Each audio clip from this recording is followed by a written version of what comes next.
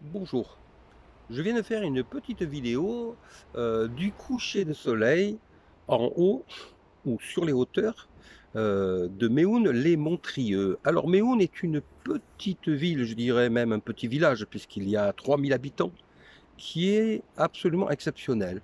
C'est un petit village exceptionnel, preuve en est que les Chartreux s'y sont installés, au domaine de Montrieux.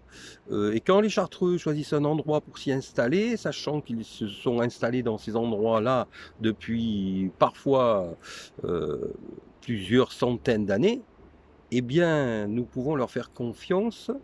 Ils savaient choisir leur endroit. Et Méhoun, je peux à présent en attester, à présent que j'y habite depuis plusieurs années, est un endroit où il y a tout simplement des énergies, des ondes extrêmement positives, qui poussent à la tranquillité, à la sérénité.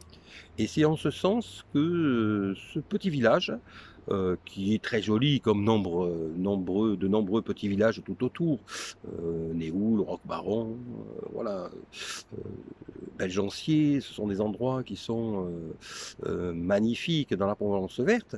Mais à Méhoun, il y a, un esprit qui existe peut-être ailleurs aussi certainement, mais je le constate à Méhoun et c'est pour ça que j'en fais ce petit rapport. Alors, j'ai fait précédemment une petite vidéo sur la sérénité et c'est en ce sens que je voulais insister sur le fait qu'à Méhoun, il y a, un esprit qui pousse à cette tranquillité, cette paix de l'âme. Donc j'ai essayé de l'expliquer tout à l'heure, et je vais quand même un petit peu m'y attarder à nouveau parce que c'est un sujet assez difficile à expliquer finalement, même si c'est simple. Les choses simples ne sont pas souveau toujours faciles à expliquer simplement. Donc j'expliquais, donc en même temps que je parle évidemment, j'admire, le magnifique paysage, qui est devant moi. J'expliquais que la sérénité, la paix de l'âme nous permet d'arriver au bout du chemin avec une sérénité qui nous permet de vivre les événements qui nous attendent tous de manière beaucoup plus calme que lorsque l'on n'a pas travaillé cette tranquillité, cette sérénité. Ça ne va rien changer au vécu, pensons-nous, mais je n'en suis pas sûr, comme je l'expliquais. Car, comme le disait Pascal dans le Paris, soit il y a quelque chose avant, soit il y a quelque chose soit il n'y a pas quelque soit il y a quelque chose après, soit il n'y a rien. S'il n'y a rien, on n'a rien à perdre à parier et à disserter. Mais s'il y a quelque chose, nous avons peut-être quelque chose à gagner, à y réfléchir et à nous y préparer. Et en ce sens, si l'on s'appuie un petit peu sur les différents écrits et principalement, je dirais, les écrits bouddhistes tibétains, pour qui, la question de l'au-delà, comme le décrit leur livre sacré, le Bardo Thodol, n'est pas une question sur laquelle on revient puisque c'est une évidence, eh bien, on se rend compte que ce qui compte surtout, c'est de cultiver la paix de l'âme, la tranquillité et la sérénité, quels que soient les événements qui nous attendent dans cette vie et quelles que soient les épreuves que nous subissons. Et je pense que les Tibétains sont très bien placés pour parler de cela, eux qui ont subi les atroces génocides qu'ils ont subis de par la Chine.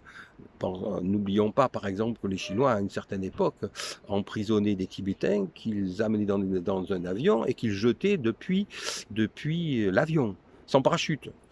Heu, eh bien, la mort, le dernier voyage, nous attend tous, si ce n'est qu'il nous attend de manière différente et nous le vivrons de manière différente selon comment nous y sommes préparés. Les Tibétains qui sont culturellement mieux préparés que la plupart des autres sociétés, principalement nos sociétés occidentales où il n'y a quasiment aucune préparation, ont montré un exemple, de par leur culture et de par leur message, de par leurs différents porte-parole et principalement le Dalai Lama et nous amènent à nous interroger sur cette sérénité. Alors je reviens, sur ce sujet, non pas pour me répéter, mais pour clarifier toujours plus. La sérénité, la paix de l'âme nous amène finalement à la conscience. Ça nous amène la conscience, et cette conscience, nous pouvons parier que si, comme l'a parié Pascal dans son argument du pari, lorsque le corps arrête de vivre, lorsque le cœur s'arrête de battre, s'il y a quelque chose qui nous attend après, eh bien ce quelque chose, il est préférable de le vivre avec la pleine conscience, donc en conscience, plutôt que sans conscience. Parce que sans conscience, cela implique donc forcément que nous allons être amenés, sans le savoir et sans le décider, là où les événements nous amèneront forcément. Alors qu'en conscience, si jamais c'est le cas, eh bien, nous aurons beaucoup plus la possibilité, pouvons-nous parier, comme l'a fait Pascal, de choisir, d'avoir le choix. Et c'est ce choix que nous nous préservons, que nous nous préparons d'avoir en cultivant la conscience et donc notre lucidité dans ces ultimes instants.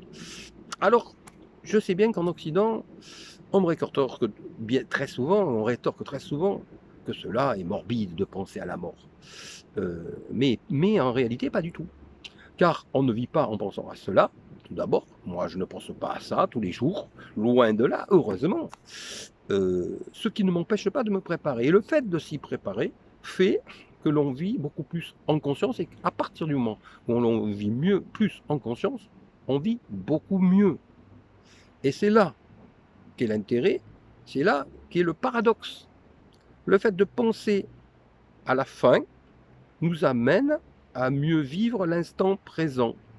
Le carpe diem, quam minimum credula postero, en se souciant le minimum de l'avenir, tout en le préparant. Voilà donc cette petite réflexion sur la sérénité, cette sérénité qui finalement nous fait tellement défaut dans nos pays occidentaux parce que nous ne prenons pas assez le temps de la cultiver, ne serait-ce qu'en nous préservant chaque journée, chaque jour que nous vivons, qui est unique, un petit moment comme je le fais, pour s'arrêter, pour se poser, par exemple, à un moment donné où le soleil se couche. Ça ne coûte pas forcément énormément de temps, ça me prend en tout et pour tout 1 heure dans la journée, mais chaque heure de la journée passée à me poser, à prendre le temps, permet de cultiver cette sérénité, ce calme, qui, dans un premier temps, me préserve des ennuis de santé, me permet de tous les ennuis dus au stress et au manque de sérénité. Et c'est là que je pense que la plupart d'entre nous devraient y réfléchir. Et c'est un petit peu également le but de cette vidéo et de ce petit message qui, je l'espère, rendra service à certains et à certaines d'entre vous. Et si c'est le cas, eh bien, cette vidéo, au moins, n'aura pas été vaine, car elle aura rendu service. Comme le veut la coutume, merci d'appuyer sur le petit pouce si vous avez aimé cette vidéo, et n'oubliez pas de vous abonner afin d'avoir une notification pour les prochaines vidéos. Je vous remercie.